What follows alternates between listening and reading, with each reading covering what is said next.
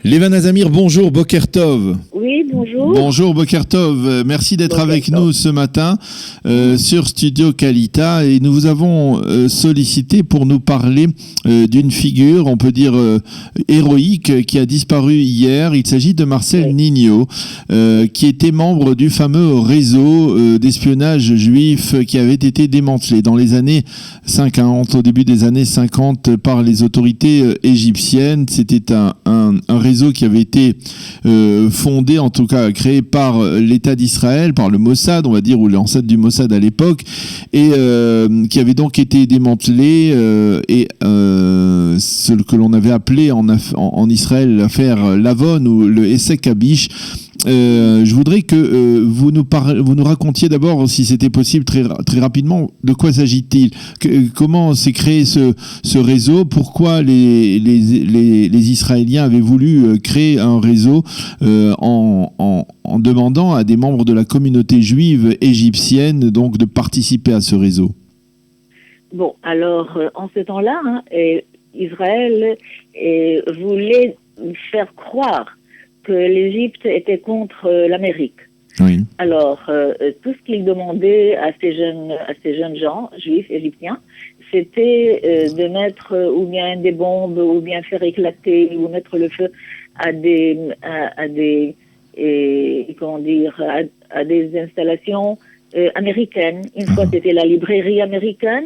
Une autre fois, c'était toujours dans ce sens-là. Dans cet objectif, c'est ça. Oui. Ils ont voulu, en fait, les Israéliens ont voulu se servir de ces Juifs égyptiens pour promouvoir une déstabilisation et créer une crise entre l'Égypte et les États-Unis. Et les États-Unis, exactement. C'était seulement cela.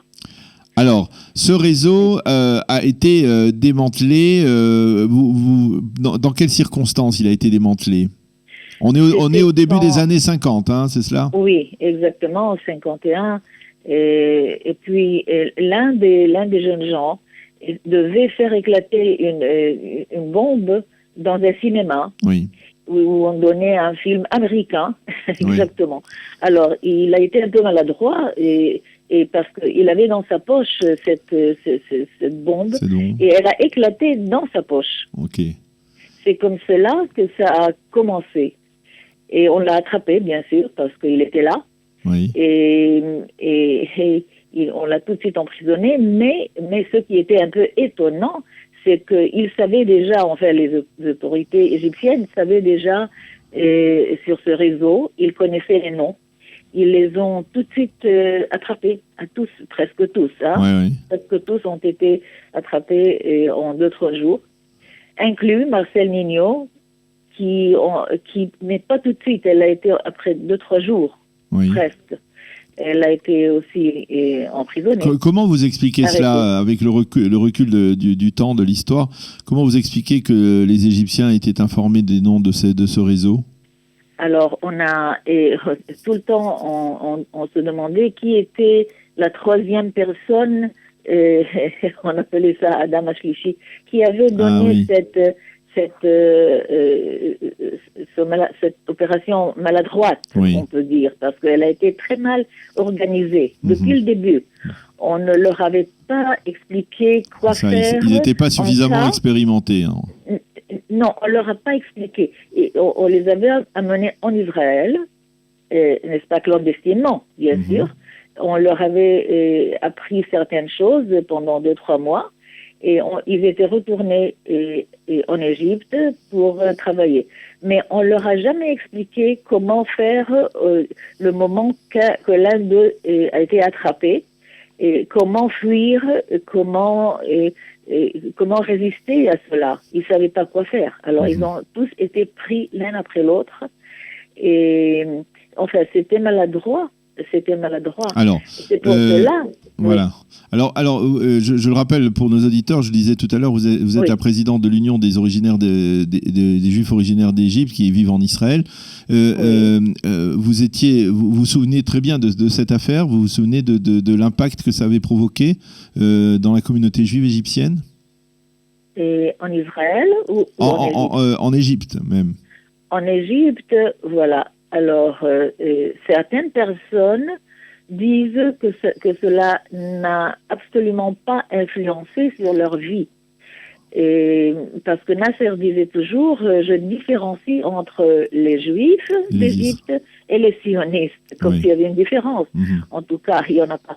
Alors, il disait toujours cela, en ce temps-là, en 51, 52. Mais il y a, enfin, les historiens croient, et ils écrivent aussi, ils écrivent cela, que ça a tout de même influencé sur Nasser. N'est-ce pas? Mais c'est-à-dire, nous savons tous, c'est-à-dire qu'il a commencé déjà à penser comment faire pour se venger.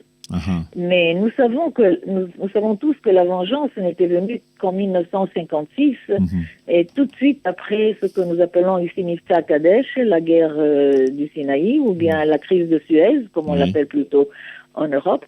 Et c'est seulement alors que c'était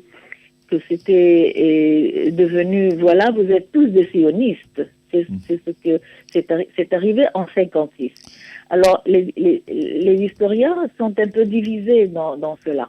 Alors, il y en a qui disent que ça n'a pas du tout influencé parce que, enfin, des Juifs d'Égypte, des amis, des cousins qui étaient là, ont dit que la vie a continué tout à fait normalement. Alors, Marcel Nignot, qui est décédé donc hier à l'âge de 89 ans, vous l'avez connu, vous avez connu aussi d'autres responsables. Il y en a encore un qui est vivant, c'est Robert Dassa, qui était aussi un des responsables de ce réseau et qui est toujours en vie. On peut dire que, on le sait, ils ont été condamnés à de très lourdes peines de prison. Je crois, si je ne m'abuse, que Marcel Nignot et Robert Dassa ont purgé au moins une douzaine d'années de prison dans les prisons égyptiennes avant d'être libérés après la guerre des 6 jours dans le cadre des échanges avec les prisonniers qui avaient été capturés par les Israéliens. Il y avait de la colère de la part ou des ressentiments de la part des membres de ce réseau lorsqu'ils sont montés en Israël envers les autorités égyptiennes, les autorités israéliennes qui les avaient d'une certaine manière un peu abandonnés. Oui, beaucoup. Il y avait pas seulement de la colère, il y avait beaucoup d'amertume. Parce que nous savons tous qu'en 1956, Israël avait ici capturé des milliers de soldats égyptiens. Et on parlait de cela, même les geôliers disaient à Marcel Nignot et à Robert et aux autres, et disaient, vous serez bientôt libérés parce que nous avons des milliers de soldats égyptiens chez vous. Et ce n'est pas arrivé parce que Moshe Dayan n'était pas intéressé du tout à les faire venir en Israël. Pourquoi on ne parle pas de cette affaire? Non, on ne voulait pas qu'on parle de cette affaire qu'on appelle Essekbi, justement, affaire désastreuse, si vous voulez bien, parce que nous savons aussi qu'il y avait un espion israélien qui on dit qu'il les avait dénoncés. Et c'est celui-là qu'on appelait le troisième. Le troisième. Et on ne sait pas, on n'a jamais su qui c'était? On a su finalement parce qu'il a été pris quelques années plus tard dans une autre affaire où il a fait le double agent et c'est à cause de cela qu'il a été emprisonné et alors on a compris que c'était lui. Mais on n'en parlait pas du tout, on voulait pas parler de cette affaire désastreuse qui a fait tomber tout un gouvernement. Vous savez qu'à cause de cela, l'affaire Lavon, on l'appelle, parce que Lavon a dû... Qui était ministre de la Défense en Israël, Pinchas Lavon. Oui, mais c'était pas lui qui avait donné l'ordre. Nous savons aujourd'hui que l'ordre était sorti au bureau de Moshe Dayan. Aujourd'hui, on le sait. Vous savez, après des années, il y a des secrétaires qui parlent, on sort des papiers, et on le sait que c'était lui. Il ne voulait pas qu'on parle. D'ailleurs, même quand ils sont venus en Israël, c'était 14 ans après, vous savez, et ils avaient encore une année, tout au plus, pour sortir, mais en tout cas, il a fait ça, mais Meir Amit, c'est lui qui a pris la décision. C'était le chef du Mossad? Oui. Quand il était Rosh Hagan, il était... oui. Et alors, il a fait cela en 67, et il avait aussi de nouveau plusieurs captifs, des soldats égyptiens, Et c'est comme ça qu'il les a emmenés en Israël. Mais on leur a demandé de se taire complètement, de ne jamais parler de cela. Et ils n'ont jamais parlé, en fait. Hein. On peut dire ils n'ont pas parlé, ils étaient étouffés. Et en tout cas, des années durant, ils étaient tellement ils ont été dédommagés par l'État d'Israël? Dédommagés, et on peut dire que c'est le président Herzog. C'est lui qui leur a donné finalement la possibilité de relever la tête.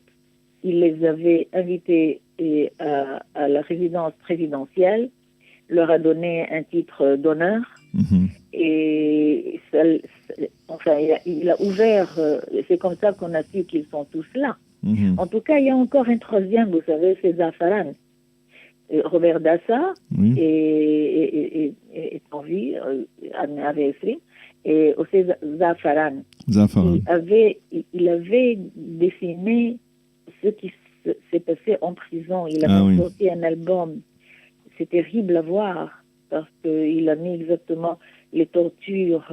Même Marcel Nigno, vous savez, elle a dit qu'elle a été torturée, et à cause de cela, elle a essayé de se suicider. Elle avait sauté de la fenêtre du 2e étage, mais elle s'est faite, elle a eu quelque chose à la tête, et aussi la jambe s'est cassée. Mais elle a continué à vivre jusqu'à presque 90 ans. Vous voyez. On peut parler de Marcel Nino comme une véritable héroïne d'Israël. Oui, exactement. Parce qu'en Égypte, ça ne va pas de soi qu'une fille s'occupe de cela. Elle a été très courageuse et une vraie sioniste. Celle-là. Eh bien, Levana Zamir, merci beaucoup de nous avoir rappelé en fait l'histoire de cette affaire désastreuse de l'époque, donc du début des années 50, qui a coûté, comme vous le disiez, un gouvernement qui a coûté pour provoquer la chute d'un gouvernement israélien, et au cours de laquelle on peut dire plusieurs juifs égyptiens qui avaient été mobilisés, recrutés par le Mossad israélien, se sont distingués, dont Marcel Nigno, Zichrona Livracha, qui est décédé hier. Merci d'avoir été avec nous et à bientôt. Bonne santé. Bonne journée. Bonne journée, merci. Shalom, shalom.